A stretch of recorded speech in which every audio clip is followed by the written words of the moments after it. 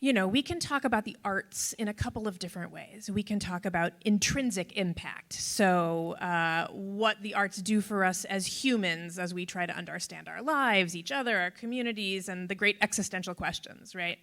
We can also talk about, as we have in this conversation already, we can talk about economic impact.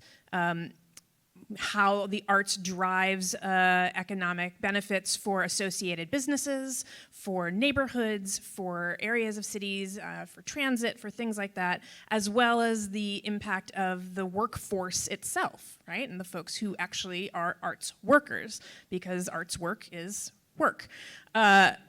So we can talk about it in those two ways, and I think that oftentimes, especially in, I think, state-level conversations, it's separated into conversations about intrinsic impact and conversations about economic impact. But I'm interested whether we could maybe have a conversation here about an amalgamation of those two positions. So where, because of the emotional value and the ways that participating in art making or witnessing the work of artists, how it impacts us personally, that it can be an integral component of building stronger cross-sector initiatives with regards to housing, public health, transit, education.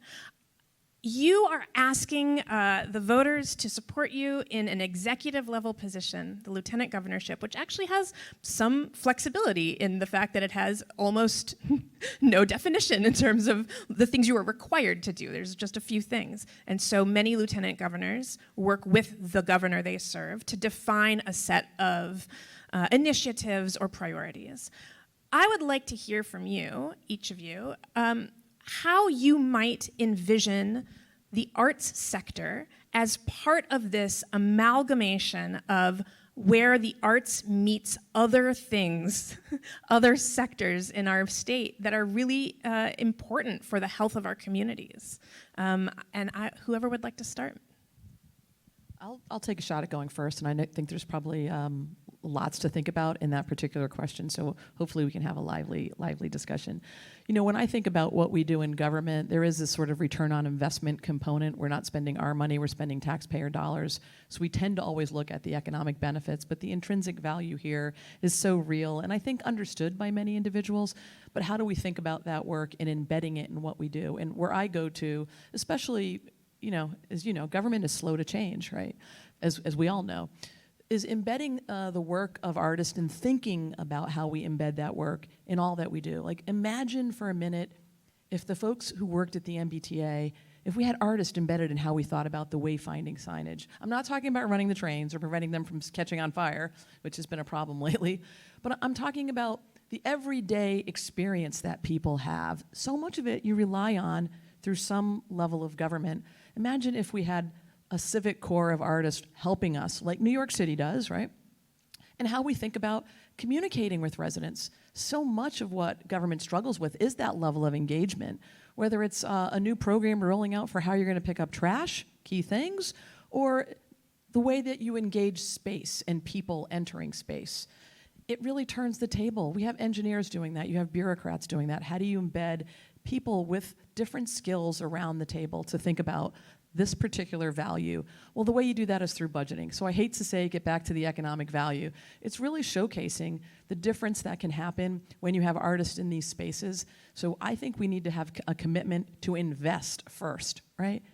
To recognize that this is going to be valuable to an organization. We recently redid a whole entire recreational and conservation area, including a new pool. As part of that concept, we had an art competition for the splash pad outside. Like, amazing work was created by artists, both some local and some from further away, that was embedded into a public works project that was a 100-year-old pool that will hopefully be there for at least another 50 years.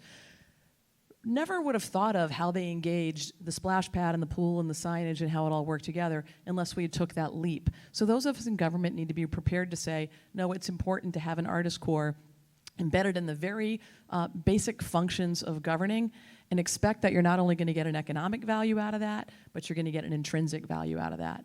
And that would be my at least first recommendation as we think about this. And I could go on education, but I will leave that. And youth, so much of our youth coming out of this pandemic are really struggling right now, how we think about art therapy and embedding that in the schools. As mayor, I also chair the Salem School Committee. Salem is a gateway city, very diverse. We teach in over 49 languages. Like, there's a lot happening right now with young adults, and I think art is a really important component for us to ingrain in how we think about that, the interruptions and disruptions of our educational system as we move forward. Thanks for the question, Alana. And there really is a lot of alignment and agreement among the three of us. But it's a really key question and something I struggle with, frankly, in terms of articulating the value of arts, because I think that there is a tendency to immediately go to the dollars and cents argument. But just to acknowledge that for a second, I do think that that is important to remind our broader political community about, because there is a misconception. In Massachusetts, you hear a lot about the eds and the meds, the life sciences, the tech sector, the schools, the hospitals as drivers of the economy. But the reality of it is that the arts and culture and tourism sectors are our third largest sector by employment. So it is a very important economic engine for the state, and we shouldn't be shy about saying that. And you all pay taxes just like every other industry and every other sector, and you're generating visits, you're generating parking in downtown, you're generating restaurant stops and everything else. So we do have to lean into that as much as we can and remind people of it. But just a couple of examples of just the intrinsic value and what makes arts and culture so unique as a intersectional solution to a lot of different issues. I've been involved, and we haven't gotten it done yet, but as Lieutenant Governor, we're going to work to sign legislation creating a Percent for Arts program. I know many of you have worked on this. This has been a priority of Mass Cultural Council for a long time. Think about if a percent of every public building, public construction project included a component of public-facing art. You know, we used to do that in this country. You think about the incredible WPA projects, the murals that you see in some of those buildings from that era.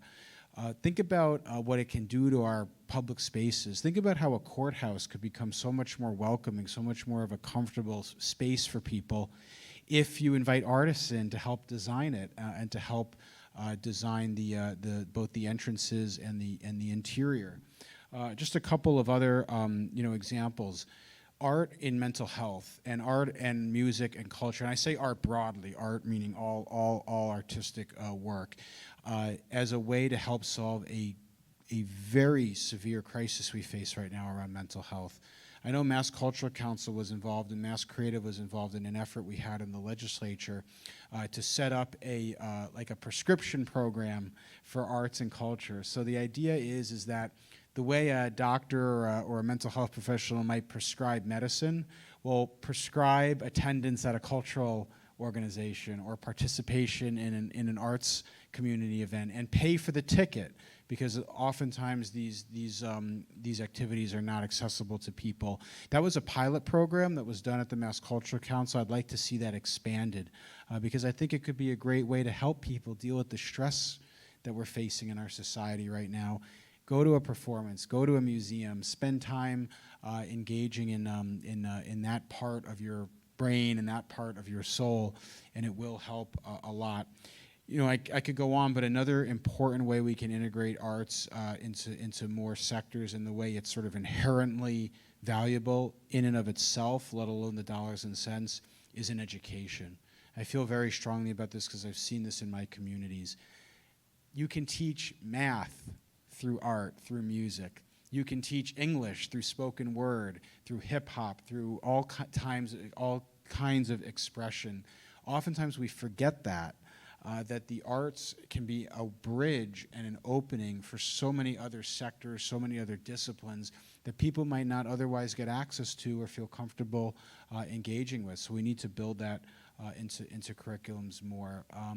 And we need to just be comfortable with acknowledging that we can give grants, we can support art programs, theater programs that might not return a dollar for dollar investment, but it's important because it's just inherently important. The same way, you know, a road or a train or or an airport might not initially pay for itself. It's an investment in the future that you put in for future generations. So it's a really important question and a really important topic. And as Lieutenant Governor, I think a role you can play is helping lift that work that's already happening in a lot of different communities around the state and try to replicate it and scale it to more places and to more areas around the Commonwealth.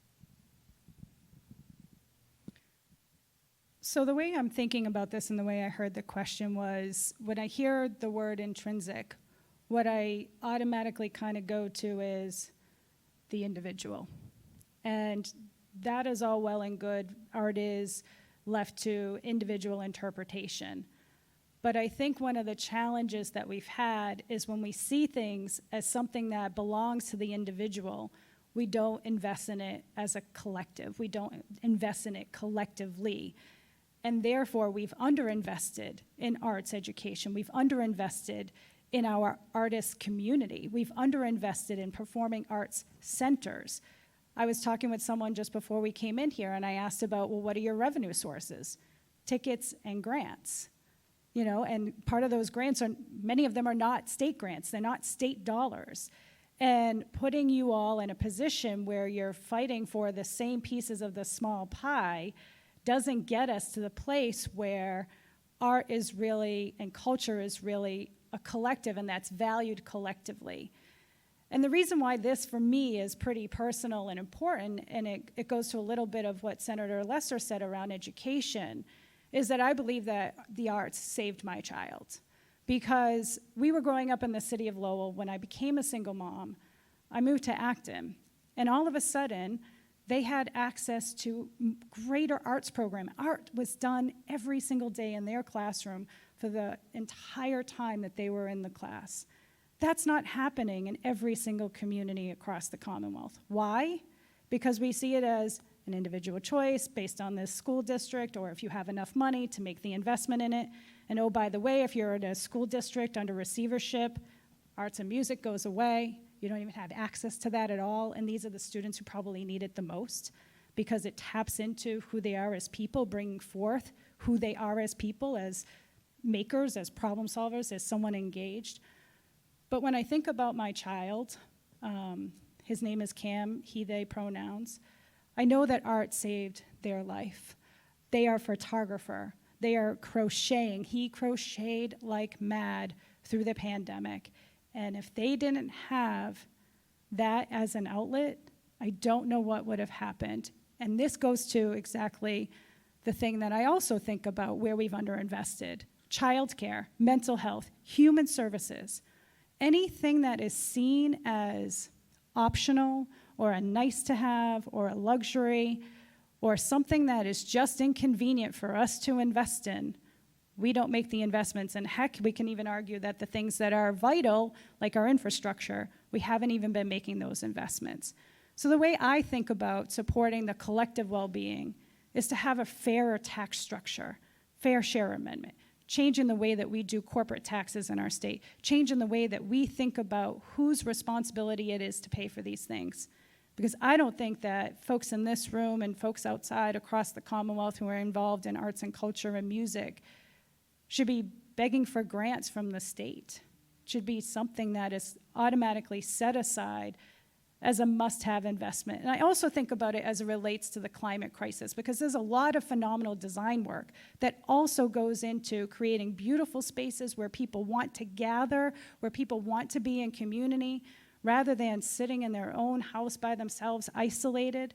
So I see all of these issues as very interconnected. How we tax folks, how we think about investments, how we think about infrastructure, how we think about community design, and does it support accessibility? So I really appreciated the way you opened, acknowledging the fact that we are all white folks up here, pretty well educated, pretty middle upper class, have had a lot of privileges and great fortune in our lives, and who is left out of solving these problems? I don't know if there are folks with disabilities in this room, but we are not designing communities and housing to support our aging population, disabled people, and then we also have to think about long COVID and what that also means for possibly creating even more people with disabilities than we've ever even anticipated. So I that when you said the word intrinsic, I just heard individual and our rugged individualism, and you got to figure it out on your own.